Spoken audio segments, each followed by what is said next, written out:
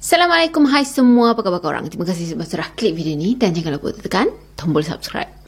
Kembali lagi bersama saya Aa berbagi info dan kisah menarik. Oh, sebelum tu jangan lupa tekan tombol subscribe, tekan loncengnya juga. Okey, dah selesai dah kita mengundi kan? Dah jalankan tanggungjawab yang sebaiknya lah. So, apa sekalipun yang kita pilih, kita sama-sama doakanlah semoga kerajaan yang terpilih kali ini adalah kerajaan yang terbaik. Okey, video kes kita pada kali ini, bila ada dua orang remaja lelaki ni hilang, mestilah ramai yang risau kan? Terutama sekali keluarga dua remaja ni. So, pada masa tu, pihak polis buat pencarian besar-besaran untuk cari tahu dekat mana keberadaan dua remaja ni. Tapi tak lama lepas tu, lain pula yang pihak polis ni jumpa tau. Pihak polis jumpa kereta yang dua remaja ni pandu, hangus, terbakar. Lepas tu, dekat dengan kereta yang terbakar tadi, ada satu mayat yang tak dapat nak dikenal pasti. Mendebarkan kan? So, dah sedia? Jom kita mula. Nama dua remaja yang kita masukkan ni adalah Cam McLeod yang berumur 19 tahun dan Briar Chmielewski yang berumur 18 tahun. Dua remaja ni sebenarnya nampak normal je, macam remaja-remaja yang lain. Diorang tinggal di Port Alberni yang ada di British Columbia di Kanada. Pada 12 Julai 2019, dua remaja ni bagi tahu dengan kawan, dengan family diorang yang diorang nak pergi ke arah utara sebab katanya nak pergi try cari kerja dekat Yukon. Sebenarnya, Cam dan juga Briar ni, diorang berkawan baik daripada sekolah menengah lagi. Ayah kepada Cam, iaitu Keith McLeod, dia gambarkan anak lelaki dia ni seorang lelaki yang baik. Dah tu bertimbang rasa, caring. Dan juga anak dia ni sangat prihatin dengan perasaan orang lain. Ayah Briar pula, dia gambarkan anak lelaki dia tu sebagai seorang yang introvert, tak berkawan sangat. Dan juga dia seorang kaki game, gamers. He was very introverted. And he was very heavy into video games. They never got in trouble with the law. They never got into fights. You know, they were just hanging out and having a good time. Jadi sebenarnya kedua-dua remaja ni adalah kaki game. Geng-geng super gamers tu kan. Dan banyak masa diorang akan habiskan dengan gaming. Jadi selepas 12 Julai tu, keluarga diorang dah tak dengar kabar berita daripada diorang dah. Sebab itulah diorang ni dilaporkan kepada pihak polis. Kata ada dua remaja hilang. So masa tu kalut lah kan pihak polis duduk cari kat mana remaja ni. Yelah kesan dekat mana last kali orang nampak. Ada CCTV ke macam tu kan.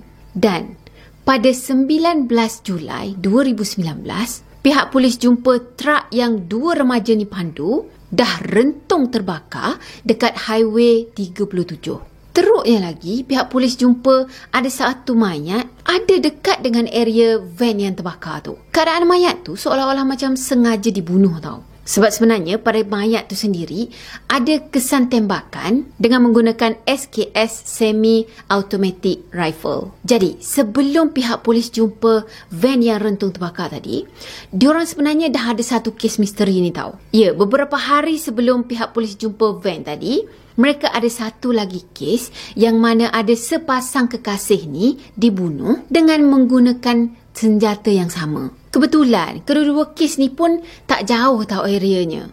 So, pada masa tu, pihak polis iaitu RCMP ataupun Royal Canadian Mounted Police, mereka percaya yang kedua-dua kes ni dengan kehilangan dua remaja tadi ada kaitan. Masa tu lagi lah kan, lepas dah pihak polis umumkan tu, semua orang risau tentang keselamatan dua remaja ni. Ramai sangat yang mengagak, kata mesti dah berlaku sesuatu yang buruk dengan dua remaja ni. Jadi pada masa tu, Cam dengan Briar ni diisytiharkan sebagai orang hilang. The BC RCMP are asking for the public's assistance in locating 19-year-old Cam McLeod and 18-year-old Briar Chmielewski from Port Alberni who have not been in contact with their family for the last few days. They were driving the vehicle, found on fire 50 kilometers south of Dease Lake. Cam and Briar were traveling through BC to visit Whitehorse in the Yukon Territory to look for work. It's not clear why they returned to BC and what their travel plans may have been. They have periodically connected with family and friends over the past week, and it's possible that they are now in an area without cell coverage. However, we have found their vehicle and have not been able to locate either of them at this time. We are asking for Cam or Briar to connect with police right away and let us know that they are okay.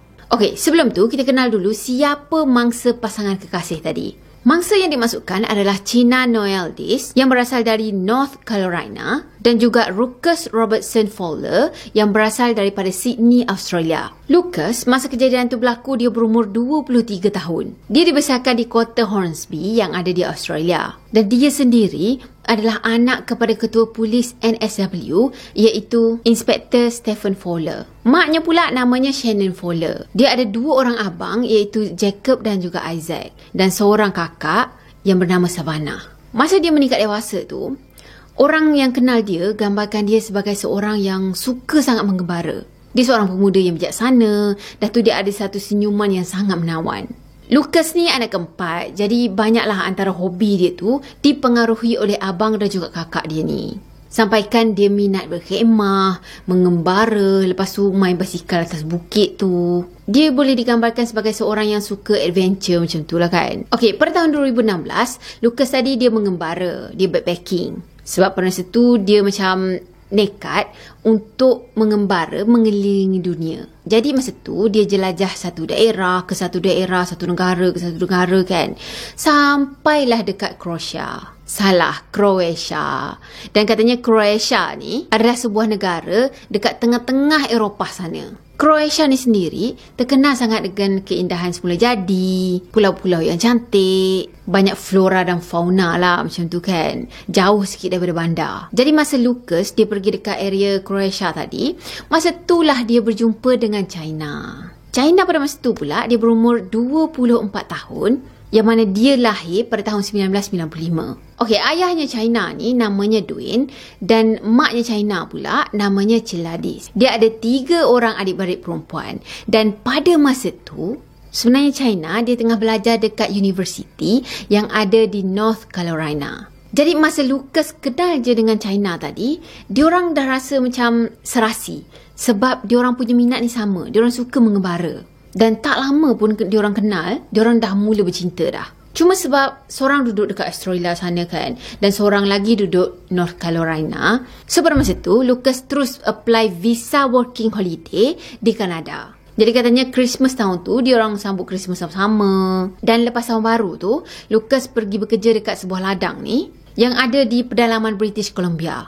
Wilayahnya pula wilayah paling barat yang ada dekat Kanada sana. Dah kerja tadi, diorang kumpul duit. Dah plan dah untuk keliling dunia sama-sama macam tu kan. So pada masa tu, diorang pergi beli sebuah Venture Lorette biru keluaran 1986. Lepas tu dengan bekal duit simpanan tadi, diorang nekat nak pergi travel the world sama-sama. Awalnya tu, diorang pergi ke Liard Hot Spring. Dan pada petang 13 Julai 2019, CCTV di sebuah stesen minyak di Fort Nelson ada rakam Lucas dengan China ni tengah isi minyak minivan diorang. Dalam CCTV tu boleh nampak kan yang mereka saling sayang antara satu sama lain. Lepas tu diorang nampak bahagia je, sama-sama menikmati saat-saat indah dalam hidup diorang kan. Tak lama lepas tu, China berjalan masuk ke dalam kedai yang ada dekat stesen tu. Dah, lepas settle isi minyak, Lucas pula masuk ke dalam kedai tu. Mungkin diorang nak makan malam dekat sana ke apa macam tu lah. Dah tu, dalam rakaman CCTV kita boleh nampak yang diorang keluar daripada kedai, lepas tu bergerak daripada situ. Okey, pada 14 Julai 2019, esok harinya tu, minivan yang Lucas dengan China dibawa rosak. Ya, rosaknya pula dekat kawasan Lebuh Raya Alaska. Katanya lebih kurang dalam 20 km daripada hot spring yang diorang pergi tadi. Lebih kurang dalam pukul 3.20 petang, ada seorang mekanik yang bernama Curtis Brosman dan juga isteri dia, Sandra, kebetulan lalu situ. So, diorang pun berhentilah kereta kan, tanya kot-kot, yelah nak minta tolong ke apa kan. Tapi Lucas cakap, tak apa, it's okay. Semuanya terkawal. Lepas tu dia cakap lah, sebenarnya ada masalah mekanikal sikit dengan van ni. Tak apa, it's okay. Kita orang boleh handle macam tu kan. Jadi pada masa tu pun, dia tengah tunggu van tadi elok sikit. Tak tahulah macam meter panas ke apa kan. Dan dia tunggu van tu elok sikit untuk teruskan perjalanan. Brosman tadi cakap yang pasangan ni nampak happy je. Yelah, walaupun diorang ada dalam masalah masa tu kan, dengan van-nya yang rosak, tapi diorang nampak menikmati saat-saat tu semua. Diorang siap berpiknik lagi sambil tunggu van tu okey. So sweet kan. Dah tu, Lucas tadi yakinkan Brosman ni yang dia tahu apa yang dia buat. So, jangan risau. Semuanya terkawal. Jadi Brosman dengan isteri dia tadi pun pergilah daripada situ balik ke rumah dia apa kan. Dalam jam 7 pagi esoknya tu, Lucas dan juga China ni ditemui dah pun meninggal dunia. Van tu masih lagi ada dekat tempat yang sama, cuma keadaan van tu dah tak samalah. Dengan pintu van tu yang terbuka, dah tu cermin van dekat bahagian belakang tu pun dah pecah. Dekat area situ juga, pihak polis jumpa ada 5 kelongsong peluru. Pada 19 Julai 2019, 5 hari selepas penemuan mayat Lucas dan juga China tadi, pagi-pagi hari lagi,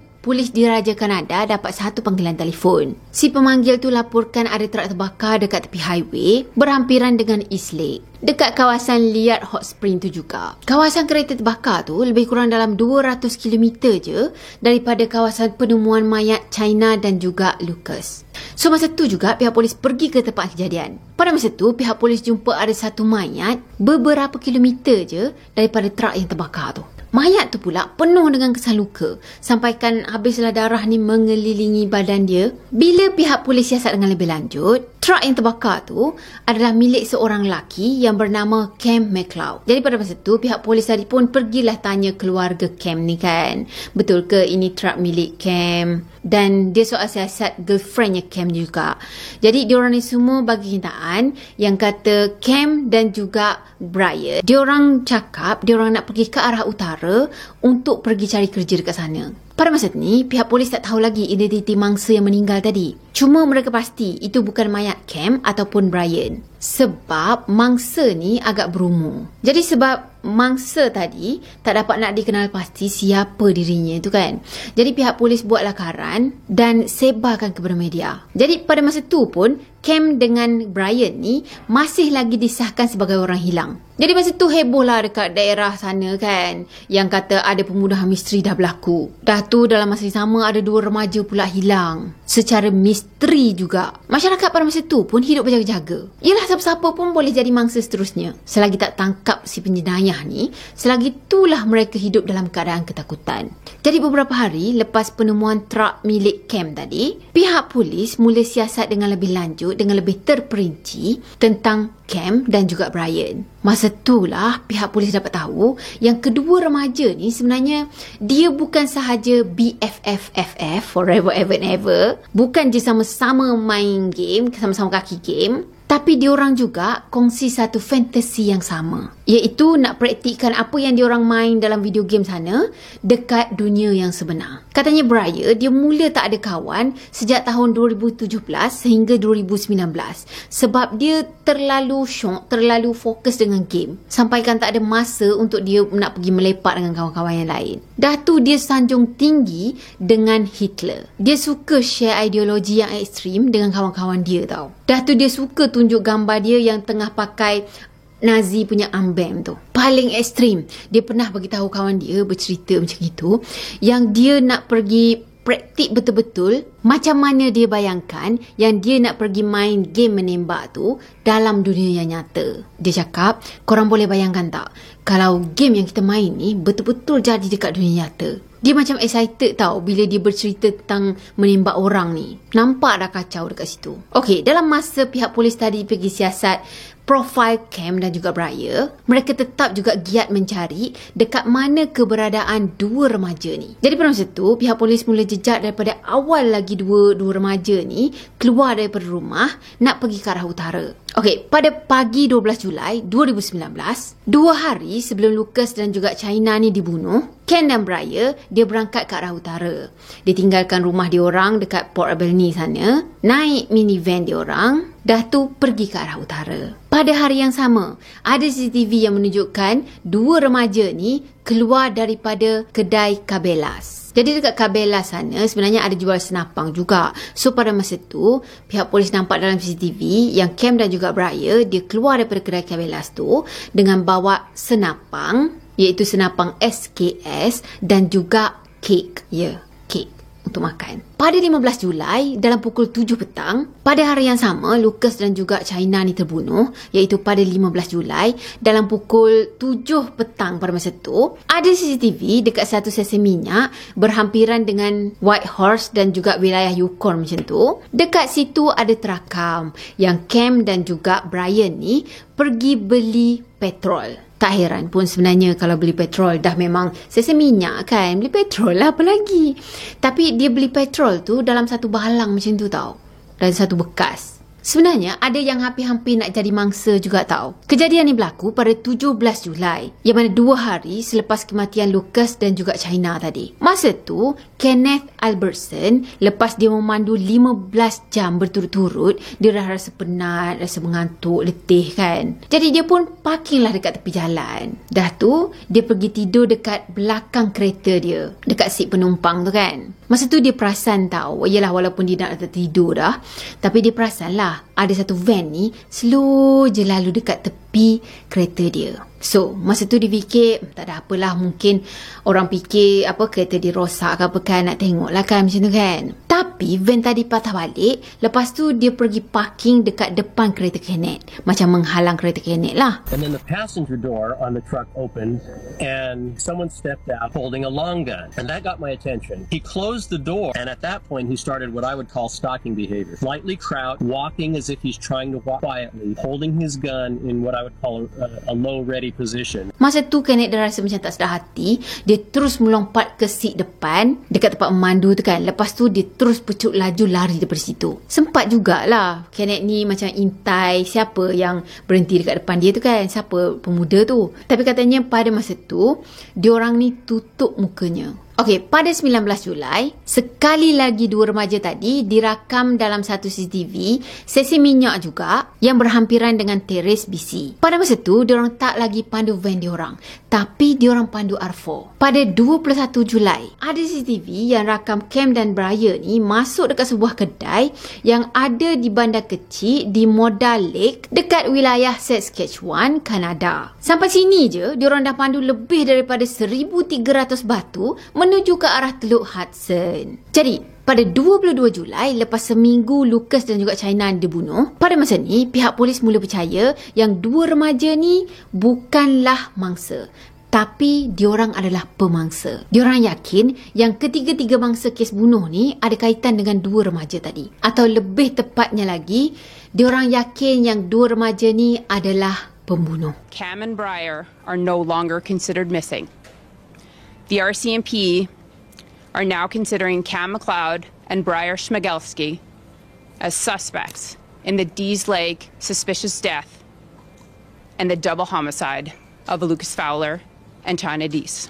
So ada 2 sebab kenapa pihak polis yakin sangat yang kata 2 remaja ni adalah pelaku. Pertama, ingat lagi tak mangsa yang ketiga yang tak dapat nak dikenal pasti siapa identitinya. Lepas tu pihak polis buat lakaran dan bagi dekat pihak media untuk sebarkan. Ya, yang itu. Okey, sebenarnya tak lama lepas tu pihak polis dapat panggilan telefon daripada seorang wanita yang kata lakaran ni macam muka suami dia.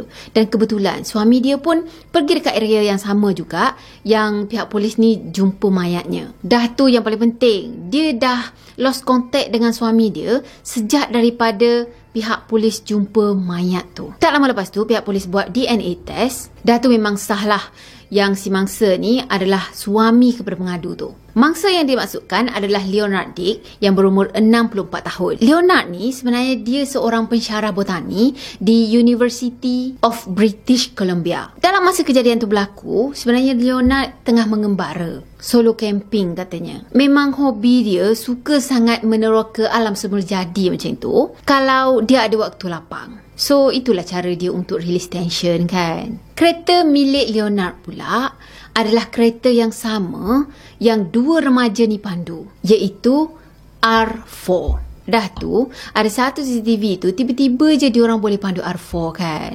Rupa-rupanya diorang pergi bunuh Leonard tadi dengan senapang dan bakar kereta diorang. Dah tu pergi ambil kereta Leonard ni untuk teruskan perjalanan diorang. Bukti yang kedua, laporan forensik menunjukkan yang ketiga-tiga mangsa ni ditembak menggunakan senapang yang sama. Sebab peluru dan juga kelongsong peluru yang diorang jumpa dekat tempat kejadian tu sangat-sangat padan dengan semua kes. Okey, pada hari yang sama, pihak polis buat pengumuman tadi yang kata 2 remaja ni sebenarnya adalah suspek kan. Ya, hari yang sama tu juga sebenarnya pihak polis terima satu laporan ni. Katanya ada satu kereta terbakar dekat kawasan terpencil yang ada di Manitoba Utara. Orang yang jumpa kereta terbakar ni adalah Billy Birdie dan juga isteri dia, Tara Birdie. Petang tu dia orang keluar rumah, lepas tu dia orang nampak macam asap berkepul-kepul macam gitulah kan. Tebal pula tu asapnya keluar daripada pokok-pokok. So bila dia orang pergi dekat, barulah dia orang tahu rupa-rupanya ada satu kereta R4 yang dah rentung terbakar. Seolah-olah macam sengaja dibakar lah. Cuma pada masa tu, dia orang tak tahu lagi kata ada kes Briar dengan Cam ni semua. Dan masa dia orang jumpa kereta tu pun, dia orang dah tak nampak dah ada kelibat manusia dekat situ. Right across the river here, there's like a lot of berries there. So one night we just decided to go. And we were almost to the end of the road when we noticed smoke. I didn't know exactly where it was, and then he said, "Oh, it looks like it's more in Sundance, so we better go check it out." That's when we seen the high flames, black smoke, and I was like, "Oh my God!" I said, "What's going on here? Like, I wonder if there's somebody in there that we have to help them." I thought, and Billy said, "No, you don't get out because what if it blows up or something?" So that's when I called the RCMP right away. Then I was walking around and I seen like foot tracks where they pushed the vehicle in and the burnt out matches where they couldn't start it right away, and we didn't know what was actually going on. So, pada masa tu, RCMP dengan tentera Kanada sana, diorang bekerjasama untuk memburu, untuk mencari kedua-dua remaja ni. Walaupun sebenarnya diorang tak pasti dekat mana sekarang dua remaja ni berada. Paling menakutkan, diorang tak pasti sama ada dua remaja ni akan mencari mangsa yang lain ataupun tak. So, pada masa tu, area pencarian dibuat sangat-sangat luas tau. Ya kan itu kawasan hutan. Habis mereka pergi cari seluruh kawasan Gilam. Dan kawasan Gilam tu sebenarnya ada dekat barat daya Fox Lake. Sampaikan mereka scan tanah pakai infrared dengan helikopter tau. Sekarang kan dah canggih.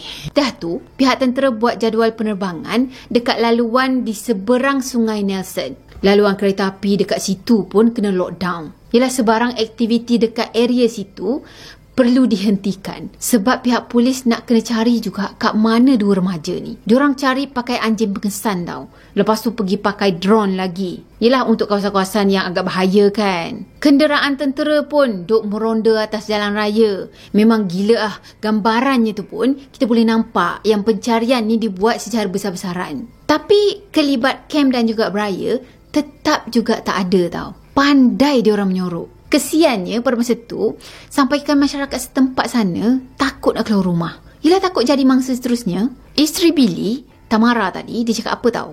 Being scared and nervous and yeah. And I didn't even want to let my kids play outside. Billy pula, lelaki yang jumpa kereta terbakar tadi kan.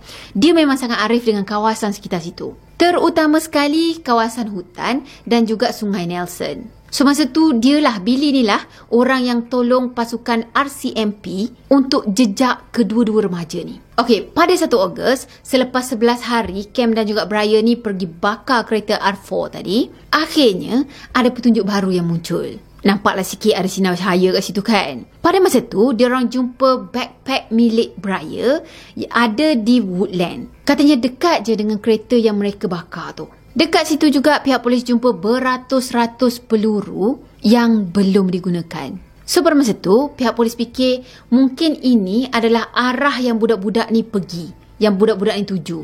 So pihak polis pun follow lah laluan tu kan. Dan esoknya tu, pihak polis jumpa petunjuk yang baru. Diorang ada jumpa beberapa barang yang lain dalam 10 km daripada kereta R4 yang dibakar. Barang-barang tu pula, diorang jumpa sepanjang Sungai Nelson. Tak lama lepas tu, diorang jumpa pula ada satu buah bot ni dekat dengan sungai tu juga. Tapi keadaan bot tu dah rosak teruk dah. Pada 7 Ogos, pada masa tu Billy dengan anggota RCMP tadi sibuklah tengah meround kawasan sungai tu kan. Sebab Billy ni dia fasih sangat dengan area sungai. Yelah dekat area mana yang arusnya kuat sikit, dekat mana macam okey macam tu kan.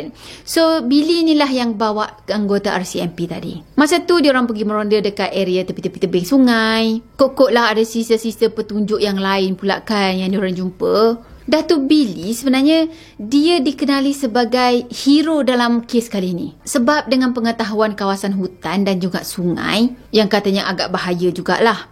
So dengan pengetahuan tu semua, dia tolong anggota polis ni dalam pencarian selama 11 hari berturut-turut. Dan ada satu saat tu, bila ada ternampak ada burung raven yang terbang. Terbangnya pula menuju ke arah gaung tau. Burung raven yang saya cari dekat sini, katanya burung gagak. Jadi, bila tahu burung raven ni, dia akan ada berdekatan dengan makanannya. Dan makanannya pula adalah bangkai. Bukan abangkai, tapi bangkai. Jadi dia pun bagi tahulah anggota polis ni semua kan dengan teori yang dia tahu tu. So dia yakinkan anggota polis ni semua untuk pergi cek ke arah gaung. Bila mereka sampai je dekat gaung tu, mereka buat pencarian dekat sana. Akhirnya mereka jumpa juga Cam dengan Briar. Masa tu diorang jumpa Cam dengan Briar ni dah dalam keadaan yang tak bernyawa lagi. Diorang berdua dah meninggal dunia. Yang mana keadaan ataupun situasi mayat pada masa tu nampak seolah-olah Cam tadi dia pergi tembak Briar dekat bahagian kepala. Lepas tu barulah dia pergi tembak diri dia sendiri. Dekat situ juga pihak polis ni jumpa senapang yang diorang diguna untuk membunuh dan juga satu handphone. Dalam handphone tu, ya Allah, penuh dengan video tau. Video-video pemburuan mereka berdua ni dalam memburu manusia. Diorang nak lari ke Europe ataupun Afrika mungkin. Tapi lepas diorang naik bot, arus sungai tu terlalu kuat sampaikan bot mereka rosak.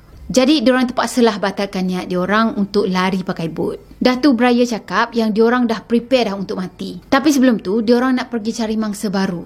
Nak bunuh lebih ramai orang lagi sebelum mereka mati. So dah jumpa pelaku tadi dan kedua-dua pelaku pun dah meninggal dunia, dah mati kat situ. Jadi yelah tak ada hukuman lah yang dah boleh dibuatkan, yang boleh dijatuhkan ke apa. So pencarian pun tamat dan kes pun selesai, ditutup. Lost hope. He lost hope. Okay? I just don't want any other parent to have to go through this. I don't want any other kid to have to decide his only option in life is to go on a trip like this. Okay? I don't want this ever to happen again. The end. So untuk kisah kali ni memang sedih sangat-sangat bila itulah pengaruh sangat dengan game tau. Sampaikan diorang macam tak boleh nak bezakan dunia nyata dengan dunia khayalan. Jadi kalau nak kata game yang menembak tu apa? PUBG, yang lain-lain tu bawa kepada efek yang buruk pun boleh juga kan.